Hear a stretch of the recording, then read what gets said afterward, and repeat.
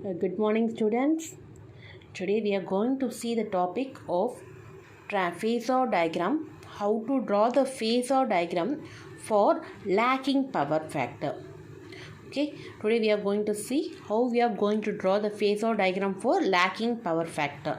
In previous class we see the how to draw the phasor diagram for unity power factor.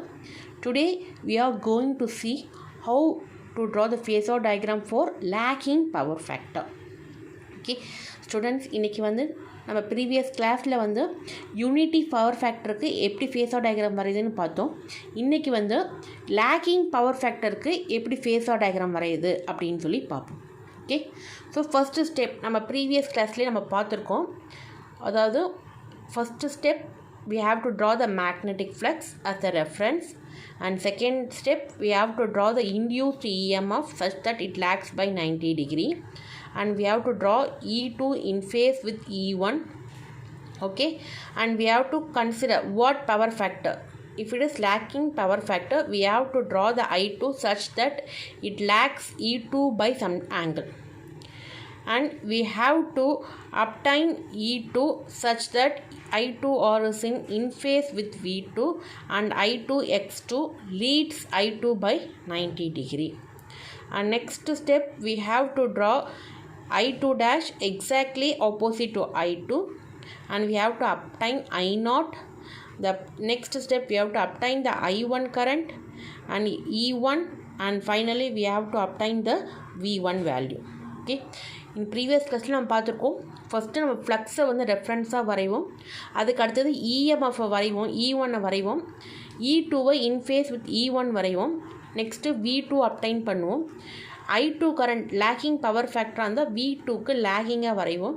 Next 2 step வந்து நம்ம I2R2 I2X2 வரைவோம். Next step I2 டேஷை extend பண்ணி I0 obtained பண்ணுவோம். அடுத்த step I1 obtained பண்ணுவோம். அதுக்கப்புறம் லாஸ்ட்டாக V1 obtained பண்ணுவோம். இதுதான் நம்ம வந்து ப்ரீவியஸ் கிளாஸ்லேயே இதான் ஸ்டெப்ஸ், ஜென்ரல் ஸ்டெப்ஸ் இதுதான். நமக்கு சேஞ்ச் ஆகிற ஸ்டெப்பு ஒன்றே என்னென்னா இந்த இது மட்டும்தான். நமக்கு என்ன பவர் ஃபேக்டரோ அதை பொறுத்து நம்ம I2 வேல்யூவை சேஞ்ச் பண்ணணும். இது நான் ப்ரீவியஸ் இதில் நான் இண்டிகேட் பண்ணியிருக்கேன். அதோட இதையும் உங்களுக்கு லிங்க்கையும் உங்களுக்கு டிஸ்கிரிப்ஷனில் கொடுக்குறேன். உங்களுக்கு வேணும்னா அதை நீங்கள் ரெஃபர் பண்ணி பார்க்கலாம். ஸோ ஃபஸ்ட்டு ஸ்டெப் நம்ம இதில் என்ன பண்ணுறோன்னா, we have to draw the phi as the reference value. We have to draw the magnetic flux phi as the reference value. This is the first step. Okay, and then we have to draw E1 which should be lag by 90 degree. Okay, we have to draw the E1 value such that it lags by 90 degree. அதுக்கப்புறம் we have to draw E2 in phase with E1. We have to draw E2 in phase with E1. Okay, and then we have to draw the V2 line which lags that E1 line by some angle. Okay, which lags that E1 line by some angle. And then we have to draw the I2 current. That is, today we are going to see the lagging power factor. So we are drawing the line lagging the V2 voltage by some angle.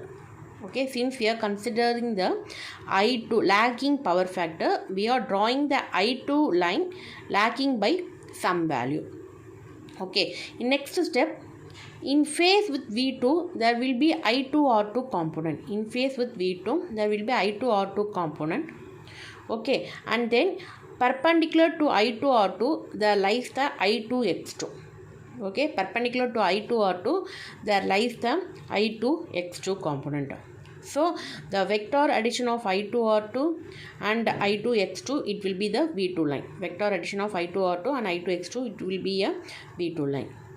And next step we have to draw the I2 dash line perpendicular to I2 line. We have to draw the I2 dash line perpendicular to I2. Okay, and then next step we have to draw the I0 line which divides X component and Y component. We have to draw the I0 line which lags by some angle.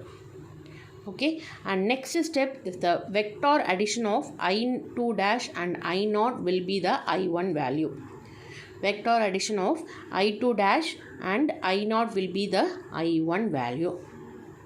Okay, and next step we have to draw the E1 line perpendicular to minus E1. Perpendicular to E1 line, it is a minus E1 value. In phase with minus E1, there lies I1 R1 component. In phase with E1 component, there lies I1 R1 component. Okay, and then we have to draw I1 X1 value perpendicular. I1 R1 component, we have to draw the perpendicular line so as to get the I1 X1 value. Okay, so the vector addition of I1 R1 and I1 X1 and the I1 Z1, it will be the V1 component. Okay, the vector component of I1 Z1 and I1 X1, it will be the V1 value. Okay, that is indicated here. Okay, so this is a phasor diagram. Okay, first step நம்ம என்ன வரையணும், ஃபையை ரெஃபரன்ஸாக வரைஞ்சோம். Second step என்ன வரைஞ்சோன்னா, அந்த ஃபைக்கு lacking 90 degree லேக்கிங்காக E1 வேல்யூவை வரைஞ்சோம். அந்த E1க்கு இன்ஃபேஸாக E2 வேல்யூவை வரைஞ்சோம். Next step என்ன பண்ணோம்னா, V2வை வரைஞ்சோம். V2 லைன் சம் ஆங்கிள் நமக்கு டிஃபர் ஆகிற மாதிரி V2 லைனை வரைகிறோம். அதுக்கப்புறம் நம்ம லேக்கிங் பவர் ஃபேக்டரை கன்சிடர் பண்ணுறதுனால V2க்கு லேக்கிங்காக இங்கே I2 வேல்யூ வரைகிறோம். V2க்கு லேக்கிங்காக இருக்கிறதுனால யூனிட்டி பவர் ஃபேக்டர்னால் இன்ஃபேஸாக இருக்கும். இப்போ நம்ம லேக்கிங்கை கன்சிடர் பண்ணுறதுனால V2க்கு லேக்கிங்காக I2 லைனை வரைகிறோம். இதில் வந்து V2ஓட இன்ஃபேஸாக என்ன இருக்கும்னு பார்த்தீங்கன்னா I2 R2 காம்போனண்ட்டாக இருக்கும். இந்த I2 R2 காம்போனண்ட்டுக்கு 90 டிகிரி பெர்பெண்டிகுலராக என்ன இருக்கும்னு பார்த்தீங்கன்னா I2 X2 காம்போனண்ட் இருக்கும். ஸோ அந்த I2 R2வும் I2 X2யும் அடிஷன் பண்ணோன்னா நமக்கு வந்து V2 காம்போனண்ட் கிடைக்கும். ஓகேவா, அடுத்த ஸ்டெப் வந்து I2க்கு பெர்பெண்டிகுலராக எக்ஸாக்டாக பெர்பெண்டிகுலராக நம்ம I2 டேஷ் லைன் வரைகிறோம். நெக்ஸ்ட் ஸ்டெப் I0 காம்போனண்ட் நமக்கு நார்மலாக தெரியும். X காம்போனண்ட்டையும் Y காம்போனண்ட்டையும் டிவைட் பண்ணுறது தான் I0 காம்போனண்ட்டுன்னு. So vector addition of I0 and I2 dash தான் நமக்கு என்னன்னு பார்த்தீங்கன்னா I1 காம்போனண்ட். இந்த E1க்கு எக்ஸாக்டாக பெர்பெண்டிகுலராக மைனஸ் E1 லைன் வரைகிறோம். இந்த E1 லைனோட இன்ஃபேஸாக இருக்கிறது I1 R1 component. I1 R1 காம்போனண்ட்டுக்கு பெர்பெண்டிகுலராக I1 X1 வரைகிறோம். நெக்ஸ்ட் ஸ்டெப் என்ன பண்ணுறோன்னா, இந்த ரெண்டு லைனை நம்ம ஆட் பண்ணி I1 Z1 வெக்டார் அடிஷன் பண்ணுறோம். So minus E1 plus I1 Z1 add பண்ணணும், வெக்டார் அடிஷன் பண்ணணும், நமக்கு என்ன வரும்னு பார்த்தீங்கன்னா V1 லைன் வரும். இதுதான் லேக்கிங் பவர் ஃபேக்டர். இன்னும் உங்களுக்கு ஸ்டெப் பை ஸ்டெப்பாக நான் வந்து ப்ரீவியஸ் லெக்சரில் கொடுத்துருக்கேன். யூனிட்டி பவர் ஃபேக்டர் வேணும்னா அது டிஸ்கிரிப்ஷன் லைனில் கொடுக்குறேன், நீங்கள் அதை ரெஃபர் பண்ணிக்கலாம்.